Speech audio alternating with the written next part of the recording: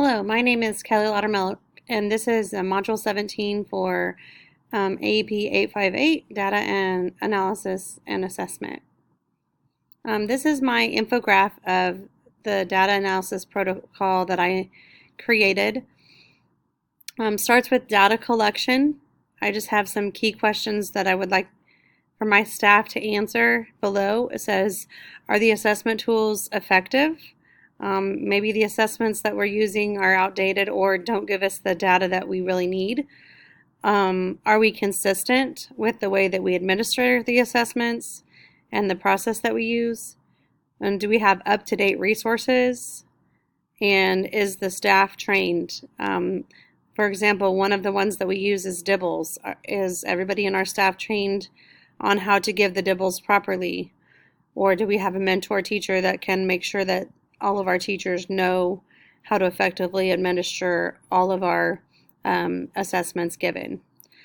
Number 2 is data analysis. This is just a chance to celebrate your strengths, your weaknesses. Look at the pivot tables with the demographic data. Just have those collaborative decisions within your grade levels when you meet for PLCs. But then also, I think it needs to be mixed groups where you're talking to other grade level teachers as well, because you might think of something as a strength that another teacher didn't think of, and then share that data collaboratively in your building through your staff meetings. And the third is prioritize and make an implement an action plan. This is just setting your building goals and your individual teacher goals. How many students do we need to move from chronic absenteeism? How many students do we want to move from the lower tier to the middle tier? This also involves the strategic planning with pacing guides in your MTSS plan. What does it look like? What students are those critical kids that we need to move quickly? What students are the ones that are right on the bubble that are almost to fall below or above? And progress monitoring, making sure that we're using those tools effectively and that we have the resources we need to instruct.